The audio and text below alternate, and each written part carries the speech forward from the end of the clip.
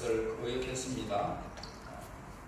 하나님께서 그에게 하라고 하신 그런 명령 수행하기를 싫어했습니다. 마치 발람이 하나님의 명령을 거역하듯이 그렇게 말입니다. 그러나 발람과 요나의 사이, 이 요나의 사이는 엄청난 차이점이 있는 것을 발견하게 됩니다. 즉 요나는 하나님을 두려워하여 그리고 하나님을 사랑하는 모습을 보게 됩니다. 그러나 발람은 하나님을 전혀 두려워하지 않았습니다. 그래서 결국은 하나님께서 발람을 미디안 사람과 함께 죽임을 당하도록 그렇게 하셨습니다. 여호수아 13장 21절에서 22절에 발람의 죽음에 대해서 거기에 말씀하고 있습니다. 그러나 하나님께서는 요나를 징계하시고 회개하도록 하셨습니다. 하나님을 사랑하고 섬기는 사람은 그렇게 무한한 유익을 얻게 된다는 사실을 우리에게 일러줍니다. 왜냐하면 하나님을 섬기며 따르는 사람들은 절대로 하나님을 버리고 제 갈 길로 가지 않고 하나님께서도 결코 이런 사람을 버리시지 않기 때문이다 이 말입니다. 그래서 만일 죄를 범하게 된다면 하나님께 벌을 받는 것은 당연한 것입니다. 요나가 그랬듯이 우리는 인생이 하나님께서 하시는 그 벌을 당연히 받을 수밖에 없습니다. 그러나 하나님을 사랑하며 섬기는 사람들은 범죄한다 해도 여전히 하나님 앞에 하나님의 손길에 보호를 받게 되는 것입니다. 요나가 범죄했지만 하나님은 그를 여전히 돌보시고 사망의 지옥에서 회개하도록 하셨고 드디어 그를 구원해 내셨습니다. 그래서 만일 우리들 중에 하나님을 섬기고 싶은 그런 소망이 있는데 때때로 죄의 유혹에 빠져서 하나님의 명령을 거역하는 사람이 있다 해도 오늘 우리는 본문 말씀을 늘 기억해야 될 것입니다. 하나님께서는 요나에게 니느웨 백성에 가서 하나님께서 니느웨 백성을 곧 멸망시킬 것이다. 이 사실을 경고하라라고 명령하셨습니다. 그래서 이 명령은 요나가 수행하기에 매우 어려운 점이 많았던 것을 보게 됩니다. 왜냐하면 요나가 큰 성, 그러니까 한두 명 사는 성도 아니고 엄청난 10만 이상이 사는 그런 성인데 하나님을 알지 못하는 이방인의 성인 니느웨에 위험을 무릅쓰고 건너가서 경고의 말씀을 전한다면 어떤 보응을 받게 될지 전혀 예측할 수 없었기 때문입니다. 그들은 강팍한 사람들이었기 때문에 요나 한 사람이 외친다고 해서 그들이 이렇게 회개하고 돌아서겠느냐는 거죠.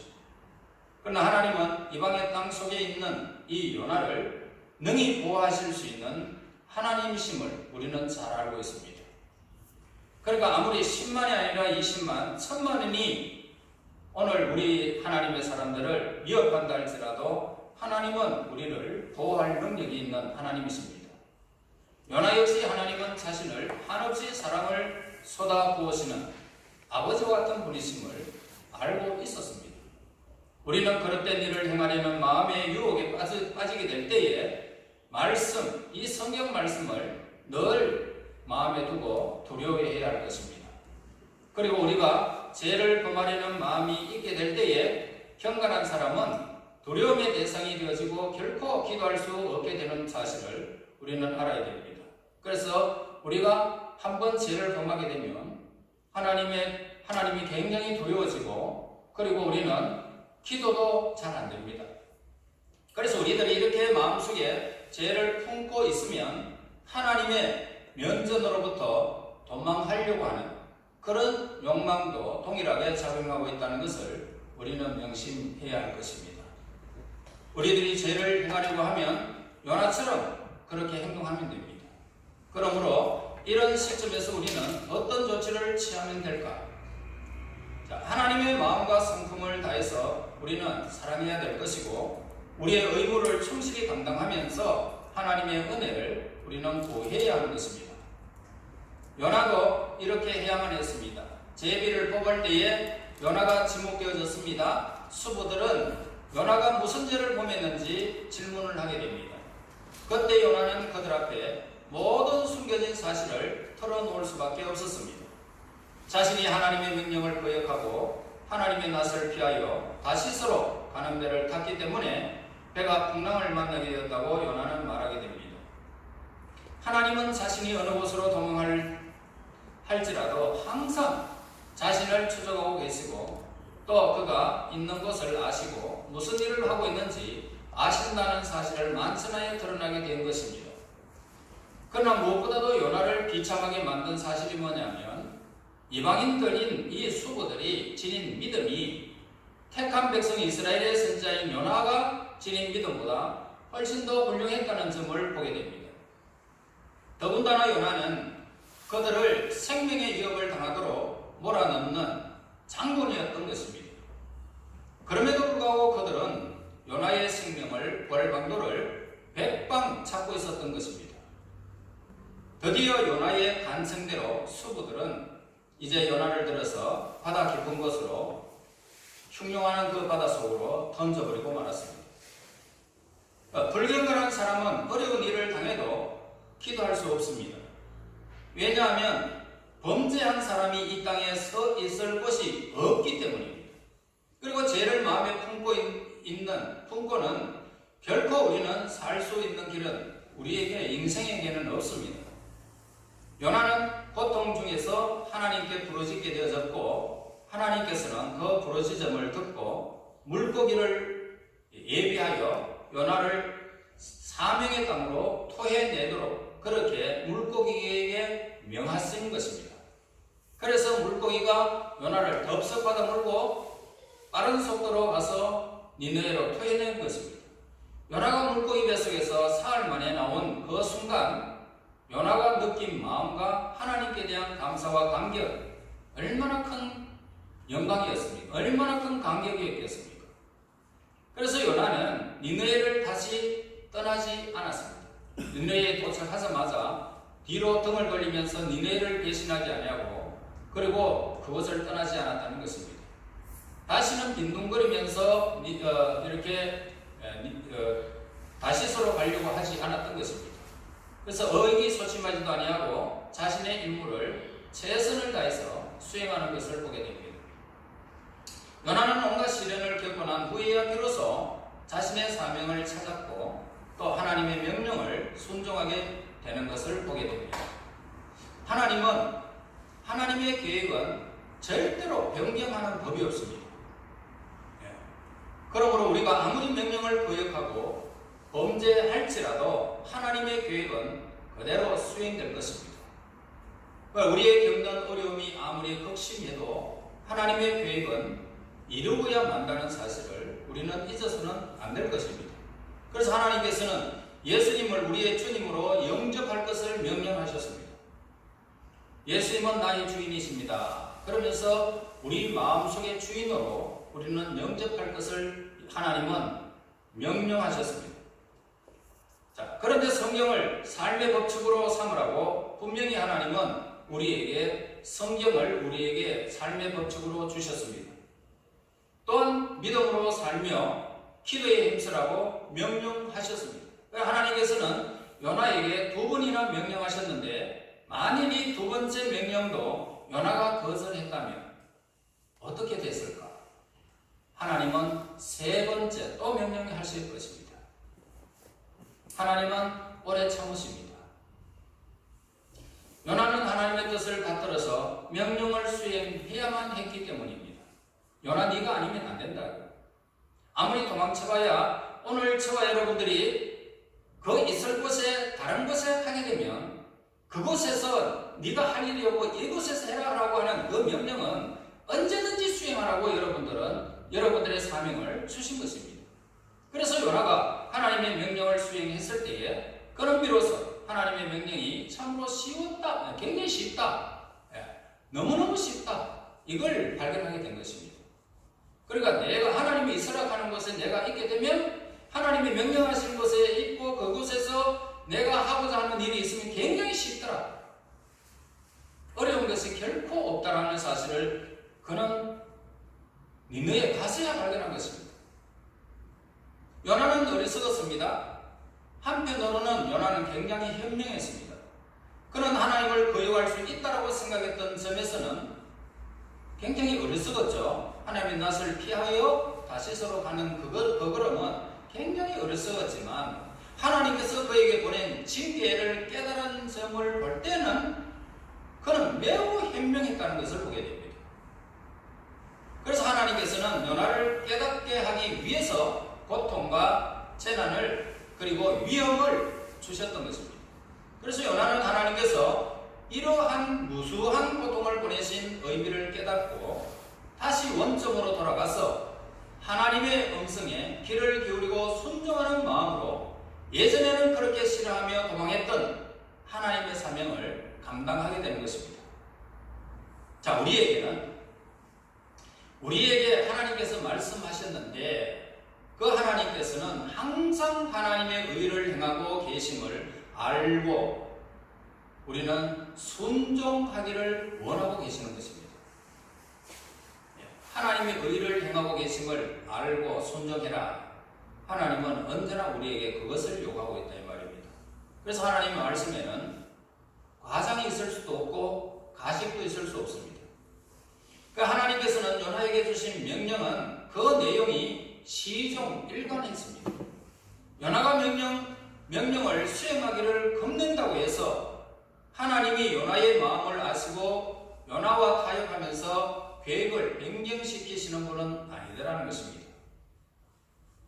오히려 2절에서 뭐라고 말합니까? 일어나 시작. 일어나 너는 니느웨로 가서 내가 내게 명한 말을 그들에게 선포하라 하시니라. 하나님께서 요나에게 향한 그 명령을 그대로 선포해라 이렇게 말씀하고 있죠.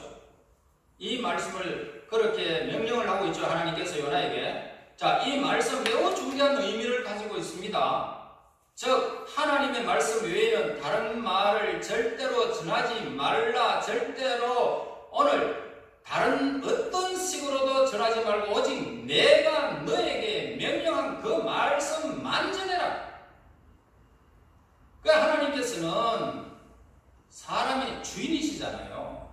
그러므로 우리의 전 존재, 전 소유, 삶의 모든 수고가 하나님의 소유라는 것입니다. 그럼에도 불구하고 우리는 이 모든 것들의 소유권이 자신에게 있다라는 그릇된 생각을 하고 있기 때문에 스스로 속고 있는 결과가 빚어지고 있는 것입니다. 이 세상에 있는 모든 것들의 주인은 하나님이십니다.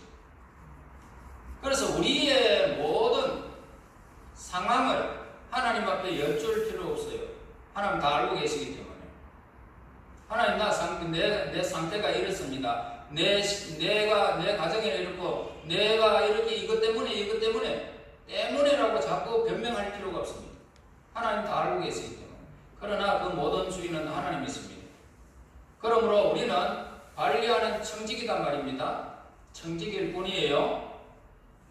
하나님께서 거역하는 이런 요나를 어떻게 다루셨는지 우리는 본문에서 살펴볼 수 있습니다. 하나님께서는 불순종하는 사람을 하나님의 뜻에 순종하는 사람으로 만든다라는 것을 보게 됩니다. 그러나 하나님께서는 사람의 영혼을 정복하시는 절대적인 권능은 이 지구와 우주에 충분하게 하나님의 손길이 뻗치고 있습니다. 그러므로 요나는 바로 왕처럼 강팍한 사람이 아니었잖아요. 만약에 여러분들이 바로 왕만큼 강팍하다면 하나님께서 하시고자 하는 일을 자꾸 말씀하면 할수록 여러분들의 마음은 자꾸만 성질이 나게 됩니다. 하나님이 이렇게 하라 한다, 저렇게 하라 그런다 그러면서 여러분들에게 말씀이 자꾸 선포돼. 저것 또 내한테 말하네, 저것 또 내한테 말하네. 그러면서 자꾸 강팍해집니다. 바로의 심령을 여러분 가지면 큰일 납니다. 멸망하기까지 그것을 못 깨달는 것이 바로 바로였기 때문입니다. 죽기까지 못 깨달았습니다. 바로는. 그러므로 요나가 겪은 이 폭풍 보세요. 그리고 성난 바다, 그리고 점점 고조되는 마음의 동요, 선원들의 부지점, 과거에 대한 회고, 두려움, 이 모든 것들이 하나님께서 요나를 다루시는 수단이 되었다는 것입니다. 그 하나님께서는 이러한 모든 복합적인 도구를 사용하셔서 요나의 무식을 깨우쳐서 순종하도록 이끄셨습니다. 나아가서 아수르의 마지막 수도 니느웨를 구원하는 방법으로 요나를 사용하신 것입니다. 요나는 변화되어졌습니다. 과거의 겁쟁이가 아닙니다. 이제는 불굴의 영웅과 용감한 선지자가 된 사실을 우리에게 가르쳐주고 있습니다. 그래서 요나는 최초의 선교사였습니다. 니느웨 성에서 멀리 떨어져 사는 요나는 하나님에 대한 진리를 깨닫고 이제 그분의 사랑과 거룩하심을 깨닫게 되어졌습니다. 그래서 우리가 하나님을 도덕적인 존재로 이해하려면 그 본질을 핵심인 거룩함을 우리는 이해해야 할 것입니다. 하나님의 거룩하심은 우리 모두가 거룩해야 한다는 것입니다. 우리를 보고 나도 너희도 거룩해라. 당시 니느웨 성에서 강팍할 만큼 온갖 재앙이 그 성 안에서 자연되고 있었습니다. 니느웨는 굉장히 부유했습니다. 단 한 가지 요인이 뭐냐면 의로움이라고 하는 가장 값진 요인이 결핍된 그런 텅 빈 도시였다는 것입니다. 하나님을 향하는 믿음도 없고 자신만을 향한 그것만이 있는 텅 빈 도시였습니다. 그래서 그 도시는 그릇된 죄악으로 가득 차 있었습니다. 이때 니느웨 백성들을 향한 요나의 외침은 솔직하고 진지했습니다. 효소력 있는 감동적인 하나님의 메시지였습니다. 그래서 하나님께서는 이미 오셨던 이 도시에 이제 요나와 함께 또 하나님이 그곳에 같이 온 것입니다. 그래서 니느웨 백성들은 요나의 경고를 기꺼이 받아들이게 됩니다. 한 사람 요나. 5절에서 보세요. 니느웨 사람들이 하나님을 믿고 금식을 선포하고 높고 낮은 자를 막론하고 붉은 배 옷을 입은지라 라고 기록합니다. 자, 하나님을 믿는 것은 참으로 위대한 일입니다. 하나님을 믿는다는 니느웨 사람들의 믿음을 보여주는 가장 확실한 증거는 그들의 행동의 변화였음을 보게 됩니다. 그 백성들은 믿음을 실천하는 모습을 보게 되죠. 그들은 마음의 죄악과 생활의 불신이 그들의 마음과 생명을 완전히 포괄시킨다는 사실을 믿고 있는 사람답게 죄악을 떨치고 일어나는 모습을 보게 됩니다. 죄 가운데서 회개했습니다. 그래서 요나의 회개를 촉구하는 그 외침은 궁궐까지 들려졌고 그곳에 거하던 왕도 스스로 겸손한 자세로 하나님의 자비를 구하는 모습을 보게 됩니다. 이제 온 백성은 죄악의 길에서 돌이켜서 하나님의 자비를 간절히 간구하게 되었던 것입니다. 니느웨 사람들의 이 온전한 회개는 하나님의 마음을 감동시켰습니다. 니느웨 성의 멸망의 날을 사라지고 그들에게 이제 구원의 날이 다시 찾아오게 된 것입니다. 그래서 하나님께서는 요나의 도피 행적을 줄곧 지켜보셨고 자비를 베푸셔서 다시금 사명을 감당하도록 이끄셨습니다. 요나는 스스로 자신이 무가치한 사람이라고 생각했지만은 하나님께서는 그를 사용하셔서 하나님의 뜻을 이루셨습니다. 마찬가지로 하나님께서는 죄가 만연했던 이 죄악의 성 니느웨를 향해서도 자비를 잊지 않으셨습니다. 그래서 하나님께서는 선지자 요나를 죄의 성 니느웨로 보내실 정도로 자비로우신 하나님이심을 우리에게 보여주고 있습니다. 뿐만 아니라 니느웨 백성들이 요나의 경고의 말을 듣고 회개할 수 있도록 마음의 준비를 시키시는 분은 바로 은혜로우시고 자비로우신 우리 하나님이심을 우리에게 보여주고 있습니다. 여러분들이 나아가 외치는 곳에 하나님의 자비가 있다 이 말입니다. 이미 예비해 놓은 하나님의 백성들이 있는 것입니다. 그러므로 우리는 전도하는 것이 어렵다라고 생각하면 절대로 안 됩니다. 전도는 쉽습니다. 하나님이 예비한 사람만 구해내면 됩니다. 한 걸음 더 나가서 니느웨 백성이 용서를 구하자 하나님께서는 그들을 멸망시키려고 했던 계획을 철회하셨습니다. 무엇이 하나님의 계획을 변화시켰을까요? 그것은 바로 자신들이 저지른 죄악을 뉘우치고 멀리한 니느웨 백성들의 태도였음을 보게 됩니다. 회개라는 것은 행동의 변화를 말하고 있는 것입니다. 회개라고 해서 여러분 고치지 않는 입으로만 하나님 용서해 주세요, 용서해 주세요. 그럼 나가 똑같은 죄를 지으면 어떻게 되겠습니까? 하나님의 회개가 진정한 회개가 아니죠. 그러니까 행동의 변화, 완전히 그냥 싹 돌아서는 거예요. 그 생각에서 돌아서고 그 마음에서 돌아서고 그 모든 행동에서 돌아서는 것. 이것이 바로 진정한 회개라는 것입니다. 그래서 니느웨 사람들은 완전히 그들은 통곡했습니다. 죄에 앉았습니다. 자기 옷을 찢으면서 하나님을 향했던 모습을 보게 됩니다. 이런 행동의 태도의 변화를 보게 됩니다. 이들은 변화되는 바로 그 순간에 백성들을 향한 하나님의 태도로 바뀐 것입니다.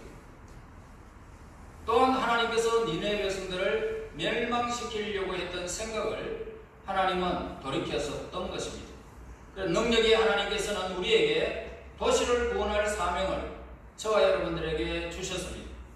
그렇다면 이 거대한 도시를 구원하기 위해서 어떤 방법을 우리는 사용해야 될까? 하나님께서 우리를 보내셨다면 우리가 해야 할 일은 분명한 것입니다. 즉 뭐냐면 사명의 실천과 열심 그것만 있으면 됩니다. 우리는 주위의 수많은 죄인들이 아직도 구원을 받지 못하고 어두운 삶을 살고 있는 것을 보면서 저와 여러분이 충격을 받아야 된다 이 말입니다. 죄받으러 몰침몰하는 이 세상에 하나님 나라가 임하도록 하는 역할은 저와 여러분이 해야 된다는 사실을 말씀하고 있는 것입니다. 복음을 전파할 장소, 방법, 어떻게 설정하면 될까라고 하는 이 질문입니다. 만일 우리가 하나님께로부터 거대한 도시를 향해서 전도하라는 그런 명령을 받았다면 어떻게 그들에게 성공적으로 말씀을 전할 수 있을까라는 겁니다. 요나는 거리에서 말씀을 외쳤어요. 예수님께서도 거리에서 말씀을 전하셨습니다. 거리에서 야외에서 하나님의 말씀을 전하는 이유는 사람들과 접촉이 쉽기 때문입니다. 예수님께서는 길을 지나가는 남녀노소가 자유롭게 하나님 말씀을 들을 수 있도록 거리에서 말씀을 전거하셨던 것입니다. 우리가 말씀을 전하는데도 또는 우리 교회 내에서 진정 예수님이 누구신지 알고자 하는 사람을 가로막는 요소는 없어야 할 것입니다. 여러분의 삶이 너무 이기적이어서 여러분 주위에 있는 사람들이 여러분들에게 복음의 메시지가 막히지 않도록 우리의 행동을 주의해야 할 필요가 있습니다. 누군가 마음껏 하나님 말씀을 들을 수 있는 장소에서 우리는 복음을 전할 수 있어야 된다 이 말씀입니다. 우리가 전하는 복음, 바로 예수님께서 전하셨던 그 소박한 말씀만 있으면 됩니다. 로마에서 아덴 사람에게 소아시아 지방에서 전하시던 예수님의 말씀을 그대로 우리는 전하면 됩니다. 우리의 믿음의 조상들이 전하고 숭배했던 바로 그 복음을 나와 여러분들이 전하면 되는 것입니다. 인류는 바로 이러한 복음을 듣기를 원하는 것입니다. 어떤 프로그램을 원하지 않습니다. 그러므로 우리는 십자가에 달리신 예수님에 관해서 전하는 것입니다. 구원은 철학적인 논리나 해석이나 인간으로 오신 예수님을 감상적인 이야기로 해석해서 안 되는 것입니다. 오히려 하나님이신 우리의 구세주 예수님만 전하면 됩니다. 예수 빨리 믿어야 됩니다. 예수님은 다시 오십니다. 당신을 위해서 예수님은 죽으셨습니다. 그러므로 믿으면 구원받습니다.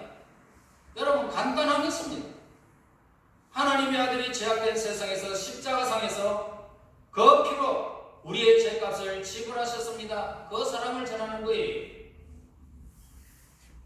그리고 죽으시고 3일 만에 부활하신 예수님, 40일 동안 제자들과 그리고 수많은 사람 500여 명이 보는 그 가운데서 예수님은 성천하셨다. 예수님 안에서 죽고 믿고 죽은 사람들과 산 사람들을 심판하러 이제 올라가신 그 예수님 다시 오신다고 약속하고 있다는 이 예수님을 전하는 것입니다.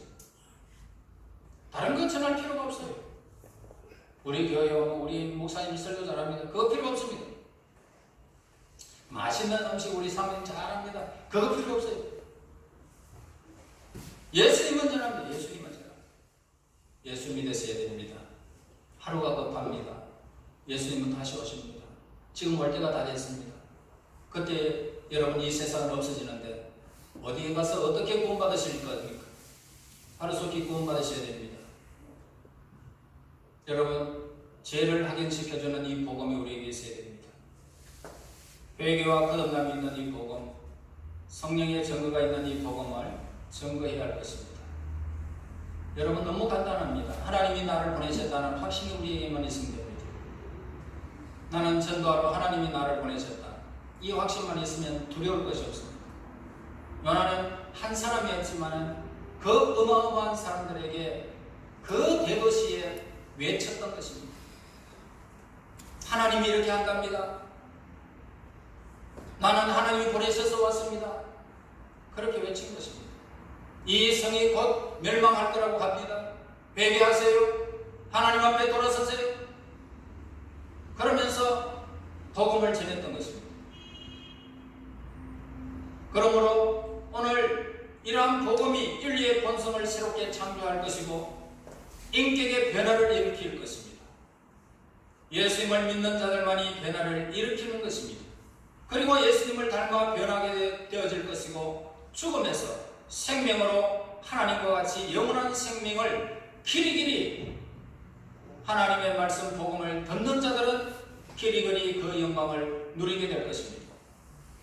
저와 여러분 우리 모두 하나님을 믿는 가망성이 전혀 없다고 생각하는 사람이나 나라라도 우리는 기대를 저버리지 말라라고 말씀을 하고 있습니다. 미련하게 전해라는 거죠. 예수 믿으세요. 예수 믿으세요. 예수 믿으세요. 예수 믿으세요. 예수님은 우리의 본이십니다. 이것만 전하면 됩니다. 그래서 우리는 선교적 소명을 잘 감당하여 하늘의 별과 같이 영원히 빛나는 저와 여러분들이 되시기를 예수 이름으로 축원합니다. 하나님 감사합니다. 우리에게 전도의 사명을 주시옵소서. 요나처럼 외치게 하옵소서. 두려움이 사라지게 하옵소서. 하나님 명령한 쉬운 것을 깨닫게 하옵소서. 진정 하나님의 거룩한 선교적 소명을 잘 감당하여 하나님의 기쁨, 하나님의 영광이 되기를 간절히 소원하옵고 예수님 이름으로 기도하옵나이다. 아멘. 519장입니다.